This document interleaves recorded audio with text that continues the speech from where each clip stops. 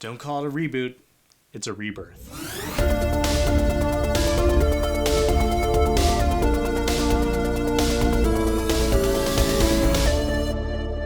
Hey everybody, welcome back to another episode of Graphic Content. I'm your host Ted Kendrick, and today we're talking about Batman Beyond Rebirth. Not the two-part opening episode of the animated series, the Rebirth iteration of the Batman Beyond book. Now this series is written by Dan Jurgens with art by Bernard Chang. These two creators spun this book out of their run on the New 52 Batman Beyond book. Now Dan Jurgens is known all throughout DC history as the creator of Booster Gold. He's the guy who helped kill Superman, the artist behind Zero Hour, among many other DC Comics projects, and now he is teamed with Bernard Chang on the Batman Beyond book. Like I said, this spun out of the Rebirth edition of the series, which in itself spun out of the New 52 era Futures End event. Now, Futures End was a weekly series written by Brian Azzarello, among some other people, which brought the OMAC projects and Brother Eye to the near future of the DCU. It was about 15 years in the future, I believe. The main events of the book took place about 5 years beyond the current events of the DCU. If that's a little confusing, that's okay. Hopefully we'll do a timeline episode about this whole Batman Beyond series sometime down the line. Anyway, what you need to know about the Rebirth series is that the OMACs took over the future in what has now been known as the War. It's referred to quite a few times in this series. Some major events that happened during that time is it led to the deaths of Terry McGinnis, Bruce Wayne, Mary McGinnis, and a couple other important characters to the Batman Beyond universe. And so Terry McGinnis is back. They found him at the very end of the previous Batman Beyond run during the New 52, back when Tim Drake was actually the person in the Beyond suit, just to make things even more confusing. This series attempts to put everything back in the status quo and kind of shove the events of Future's End under the rug, because let's face it, all it really did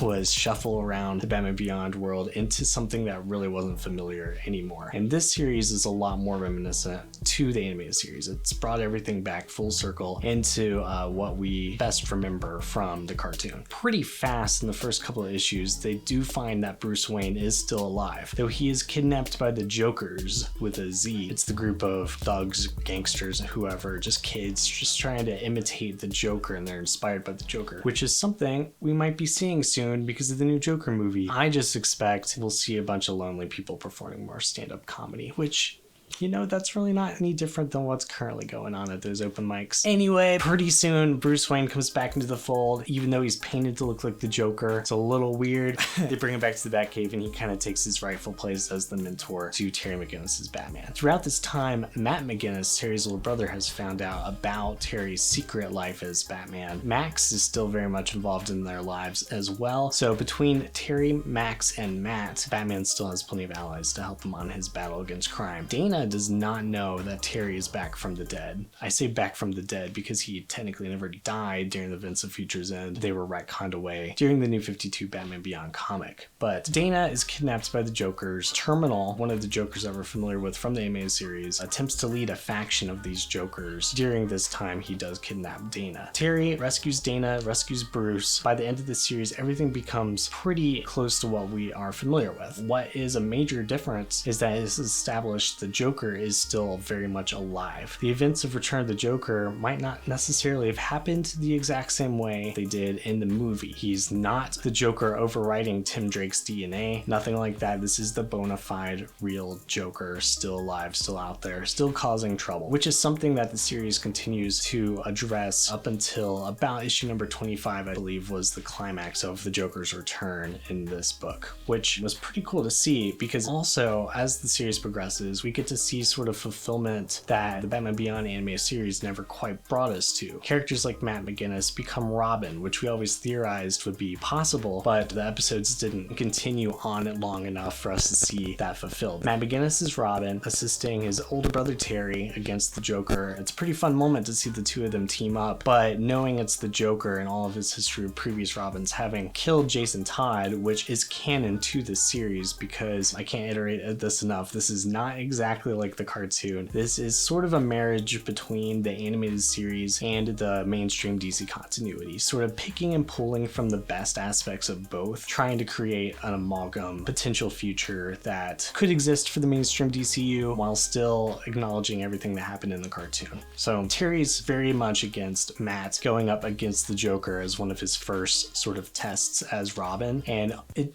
definitely doesn't go perfectly. It's a really interesting read all the same to sort of just see what that dynamic's like, because I personally always wondered watching the cartoon. We also see characters like Melanie Walker return and keep her identity as 10, although she makes a shift from being a villain with the Royal Flush Gang into being one of Terry's reliable allies. And she even gets invited down to the Batcave and starts working with Bruce and Matt. The very most recent story arc has introduced a new villain who's known by Split. He was just a kid who developed super speed, and all of a sudden when he was a kid he just bursts into two beings, and these two beings can exist separate of each other, but they have to merge back as one being after a couple of hours or else they risk their death. A villain called Split can merge himself into two and commit super speed crimes, and he's going around Gotham City doing that. After a while, Falseface, who's a villain that is inspired by the Falseface Society of Black Mask, he escapes from Arkham Asylum, and he actually ends up switching his body with Bruce Wayne's. Bruce becomes Falseface. He doesn't even remember who he is. When Falseface takes someone's identity, he literally switches bodies with them in a way. Not switches body, but mimics his body to look like them, and it wipes the memory of the previous person. So Bruce is trapped in Arkham in a full leather jacket, sort of, not leather jacket, what's it called?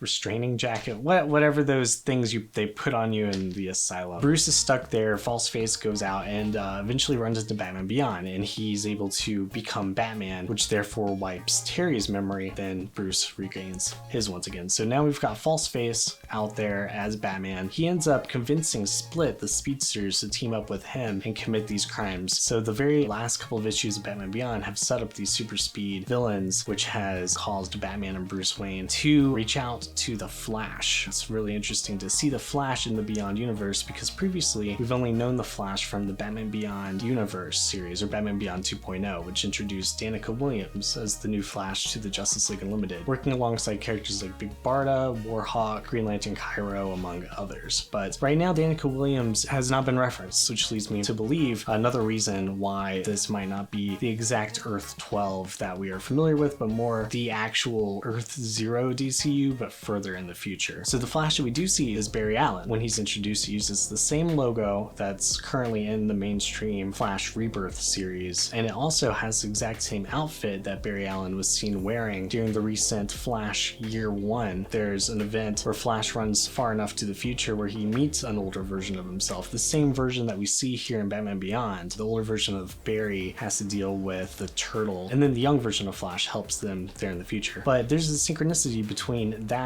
and what we just saw in some of the most recent issues of Batman Beyond. It makes me personally think that this series exists slightly separately from the previous established canon of the DC animated universe. All that being said, it is a really interesting take on the Batman Beyond characters that we've grown to love from the cartoon and from the Batman Beyond 2.0 series and everything else that has continued their storylines. And I think it's a great thing that we can have more adventures of Terry McGinnis that are separate from what could have been a standalone cartoon series. It's something about the character that's endured into these further adventures that I think is really notable. Batman Beyond Rebirth is a really fun read. It's continuing to be a great read, and even if it's not the same creative team on the book for the long run, I hope that Batman Beyond is here to stay as a staple in DC's publishing. So check it out. A couple of volumes are out now. You can read everything on Comixology, and the DC Universe app has quite a bit of this available for read as well. In addition to the previous New 52 run, Future's End, 2.0 series, and everything else you can think of. So Batman Beyond's widely available, so many different platforms. This actual book that I hold in my hands, I would be willing to send it out to one of our viewers here. If you, I don't know what to make you do. I did not plan this out before I started this segment of the video.